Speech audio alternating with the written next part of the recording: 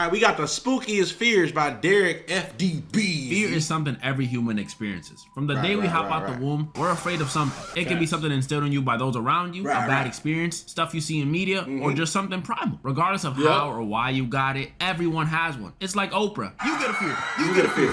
Your fears change as you get older. The things that scared you as a kid most likely won't scare you when you're 70 or 80. When we're babies, we're practically scared but curious about everything. A dog barks too loud, a firework goes off. That last one sometimes doesn't go away. Surprises, randomness, unfamiliarity. That's what scares us when we're babies. Like for me when I was a baby, any form of loudness got me. A train going by, a thunderstorm, people yelling at me. Those noises would often be so loud that my Mason be doing that, bro. The fireworks, he wanted fireworks the whole New Year's. As soon as he got out there, held his hands like this for 30 minutes in the house. Even he had a performance in the gym, like a basketball gym. They walked the kids out to the middle of the floor. You know, everybody's talking. Nobody's even cheering. Everybody just talking in the gym. It's just a little echoey. He literally squatted down and did this. I'm like, damn, a little Frank only comprehended that something bad's about to happen. Then we get a little older. Now we're a kid. We have more experience. I know now the train doesn't mean the world is ending. And that ugly person smiling at me, they're not a monster. They're just ugly. We can officially comprehend what's going on around us. And we can actually move. At this point is when we start getting into a new kind of fear. The fears you develop from first-hand experience. You woke up when they saw spiders staring at you from your ceiling. Now you're scared of spiders. You got arachnophobia. Your brother wanted to play Bloody Mary, or your dad was watching a scary movie right next to you. Now you're scared of demons. You got demonophobia. It was spring cleaning time and your mom was vacuuming the rug. Now you're scared of vacuums. You got zooagerophobia. That last one is real. These are the fears that can stick with you for a few days, a few months, a few years, or maybe even your whole life. Yeah, I ain't gonna lie. Them vacuums get serious. I ain't gonna lie.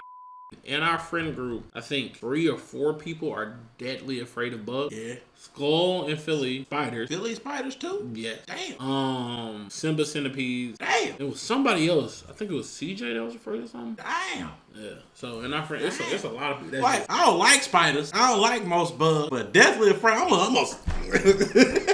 Get him out of here! Get him out of here! That boy, Skull, he almost threw up. He saw a spider on the video. I'm like, that's crazy. That's crazy. That's really a killer, man. Yeah, this ain't no goddamn bear. Lion. I see. Unless it's a fat spider, that mug just jumping everywhere. We cool. I can find him. I can chase him down. But the big ones, jumpers? No, I ain't. For my fear of dolls, I was scared of needles and the dark for a minute. Like with needles, anytime I took a draw blood to doctors, it was chaos. And normally, I was a timid, reserved kid, probably off somewhere chilling on my PSP. But at the doctors, I was crying, trying to run, fighting back. And it was so frustrating because my parents would always tell me I'm overreacting, but why would I willingly get stabbed in the forearm by a random person? It doesn't make sense, Mom. Eventually, I got over it. Nowadays, I just close my eyes and grab onto something. But the dark, that one took me a little longer to get over. Being scared of the dark is a primal fear of humans. Even our stick and stone banging ancestors knew not to hunt at night. And they were stupid. The dark is like the definition of fear of the unknown. Because it's dark. At least an introduction to it. Because it's not like when you're in the dark, you're scared because you're seeing the color black. Well, the scary part is not knowing what's in the dark with you. It could be Slender Man, it could be Momo, it could be a racist cop. You don't know because you can't see. And since you can't see, it makes it scary. And the room could be perfectly empty when the lights are on. Not a person in sight. But the second you turn them lights off, your brain goes on high alert and assumes every demon from hell just spawned in. You don't know if it's... Bro, I ain't gonna lie. To this day, I don't cut off the light in the living room till I'm in my bedroom door. If I'm walking in my bedroom door, then I cut the light off. I'll make sure I'm not about to walk in darkness. Somebody come up and knock me out because I was unprepared. Right.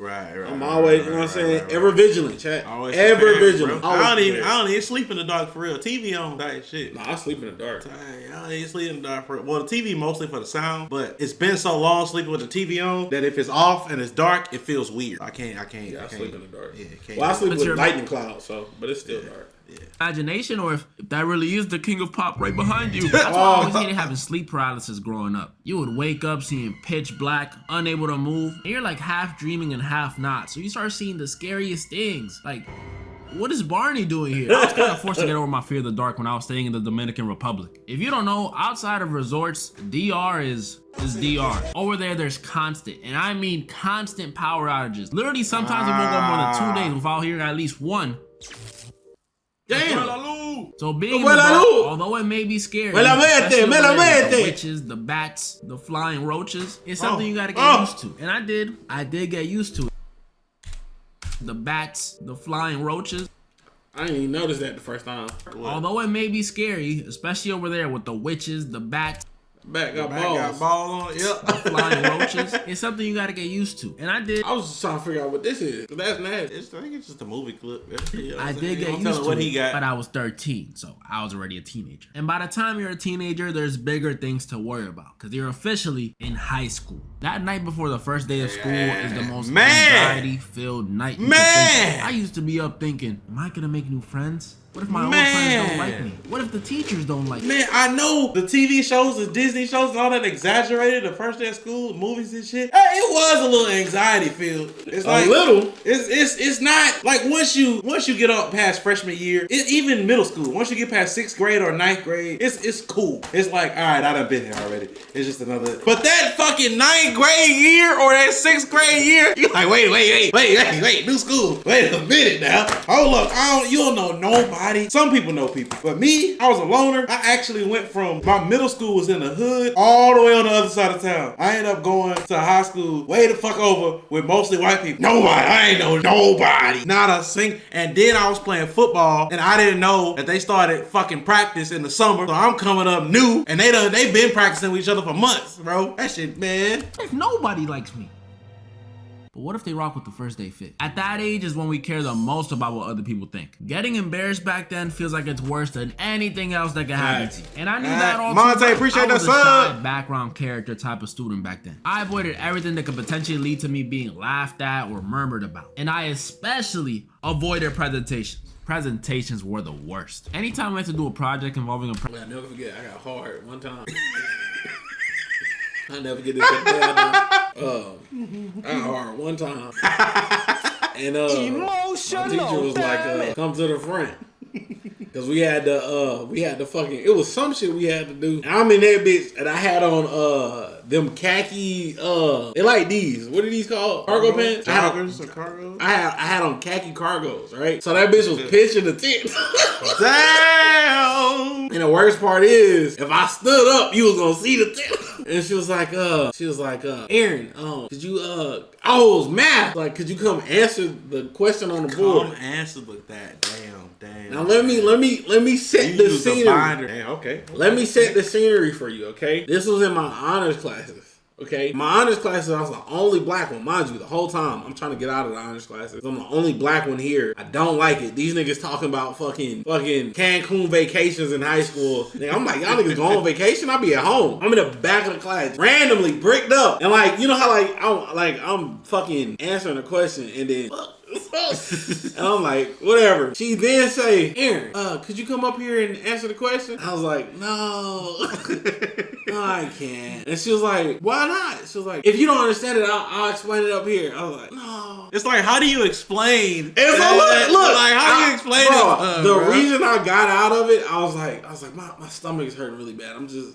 Okay, nigga. I was so scared because the worst part, no matter what row I would have went down, right? In front of me, nothing but white girl, okay? Right. Next aisle, nothing but white girl. So I was even if I would have went this side, somebody gonna see dick out the corner of their eye. Oh, either way, bro. I just was like, I used to, if you still in there, the peach, bro. Peach the hell out of yourself, bro. That shit will go away. Bro. I had to use that one too many times, bro. My stomach presentation. I'd either avoid doing it or I'd do it, but I let my partners do all the presenting. I was that kind of class. But there were times you couldn't avoid doing that dreaded solo presentation. Speech class. Tell me I hated speech class, bro. Y'all ever had a presentation day and you're nervous, but you're going last, so it's whatever. You walk into class, you sit down, and all of a sudden, you look around, and every single person who was supposed to go before you was absent? Looks like Michael is also absent. Well, Derek, you're up. Gotta be top 5 worst feelings ever. I get up there and it was all types of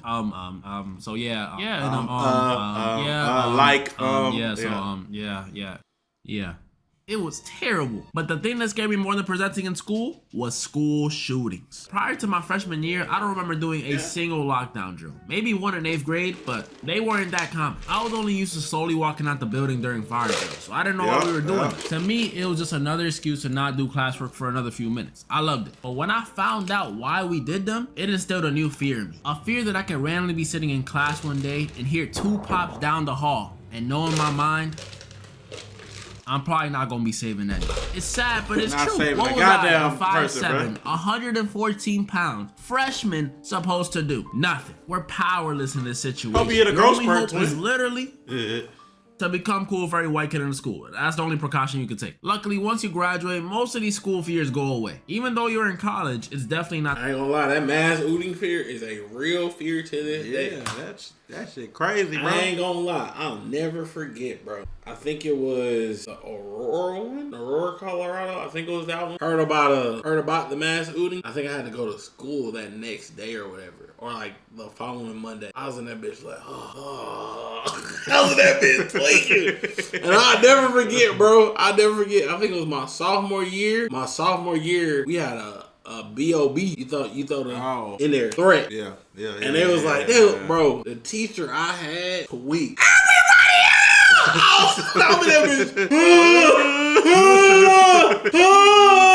And that fear stayed with me all the way up until like I'll never forget. I was in college and I had the mass ooting fear. I would work in the malls. I would work in the malls and I would try to find exits mentally in case. Cause bro, if we be real, malls are the scariest place in the world. Malls, bro, it take a group of like 15 people to decide they sickos. Tyler the Great, appreciate the sub. That shit. Maja don't like you, bro. That shit terrifies me. Listen, you're an adult now.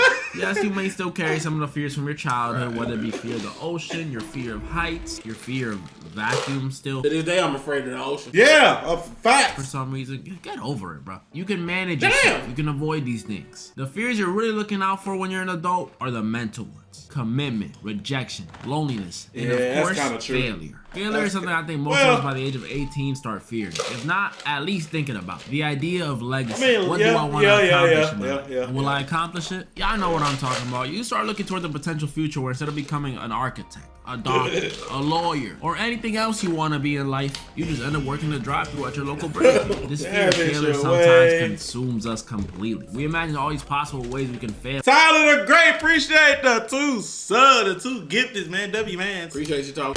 Guess who's back again with gamer subs. What's up, Chad? You might be asking how did Conor McGregor get here? You're asking too many questions. The boys over at InternetCity have teamed up with gamer subs. If you go to gamersubs.gg/InternetCity right now, you can get 10% off. I'm talking flavors like raw meat, guacamole, gamer fun. And these two right here, we got the nuclear station and chug juice. You either go, or I'm gonna go with you.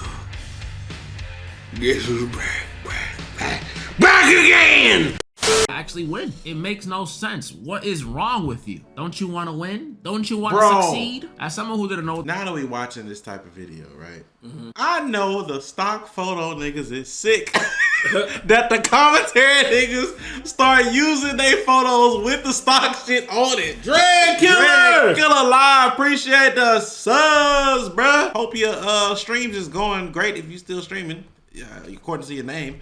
What they wanted to do in college and watch way too much YouTube, streaming felt consistently. Inevitable for me. By the time I saw my Tyler, appreciate you. Dream time. Niggas like, I know they sick. Like, damn, we put the watermark on that. They still use. Of course, junior year, I was like, yep.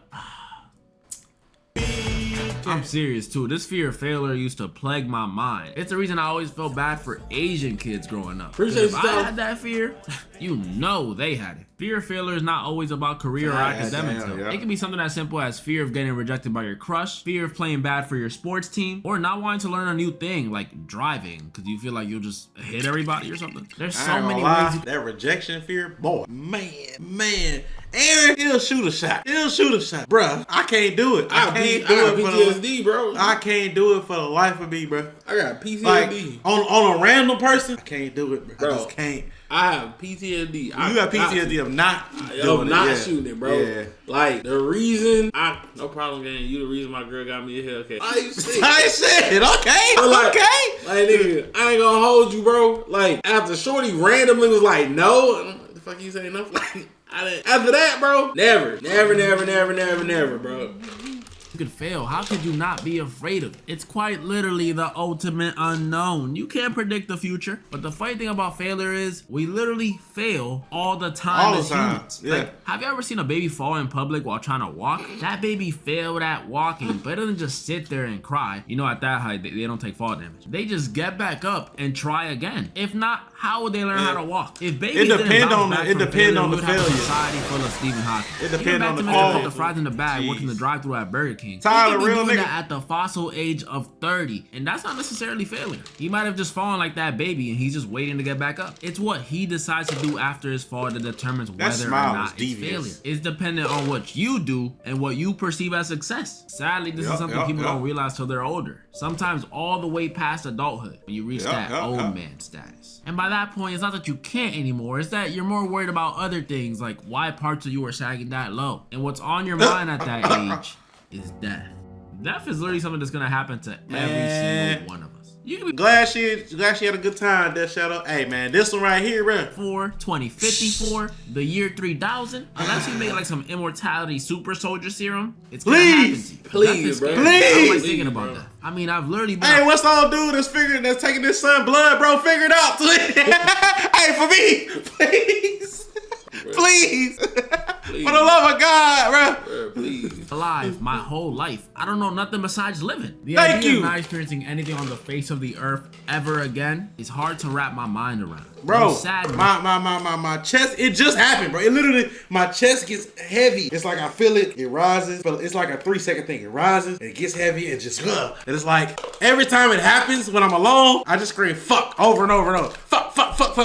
Then I gotta distract myself, and hopefully it go away, nigga. I hate it. Drag Killer, I appreciate you. And it be the most random shit. It could be, I can see an old nigga and be like, damn, gotta get old. Somebody can say something about it in a TV show. I'm like, damn, gotta get old. It could be the most random shit, bro. DLK, bro. It ain't my fault. You got strong traits of autism. He took the test. He got a 77. Strong traits of autism, DLK. He got a 77? On the autism test. Bro. He not autistic, but it says strong traits of autism. Because he be tweaking on the stream. If y'all ever been to a DLK stream, all that crap he got on the screen and everything. Hey, DLK, I'm gonna ask you this. Did some of the questions confuse you? Yeah, definitely. Did some of the questions confuse you, DLK? Most definitely, yes. 110. If some of the questions confuse you, it's a 30 to 40 point true jump. Oh, damn. But no happiness, no more arguments, but also no more good moments. No more chocolate ice cream, but also no more salted caramel ice cream. You don't go through any more hardships, but you also lose that great feeling when you eventually open. No more coming, bro. You know what I'm even most scared of? The day I can't come. The day it don't work. Like the day it don't work, that be like, that's crazy. It's not gonna work one day. I ain't gonna lie, this bitch always gonna work. Hey, you damn right.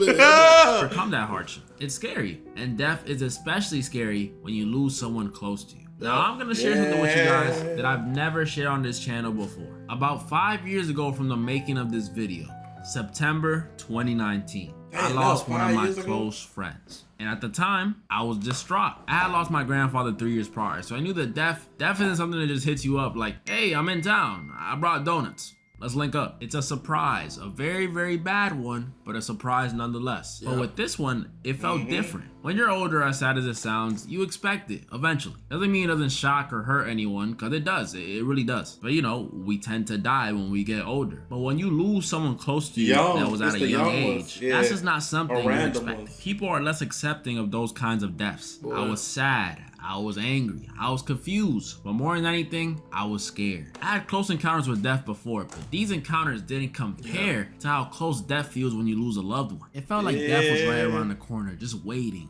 to take another one of my loved. I ain't gonna lie, I think about a moment similar. I think about it a lot differently now. Because I had lost somebody a few years back when we started our channel, somebody I was really close with. And I remember I had told the person I was talking to at the time, they were like very callous and cold about the whole situation. And like, they were like, oh damn, sorry to hear that. But it was like, it wasn't caring, right? And I think about that shit even more so to this day, knowing more about like certain shit that happened. It's just really crazy, bro. It's just really crazy. Loved ones, or to just take me. But let's take a step back and look at this positively. If death is so close to us and unpredictable, then that gives us even more of a reason to cherish, to experience, to try. Shizzle. Cherish those around you. Cherish yourself. Cherish any good moment you can and find a lesson or even humor in the bad ones, because you may not know when your last one will be. Experience new foods, new activities, new anything, and make sure to try.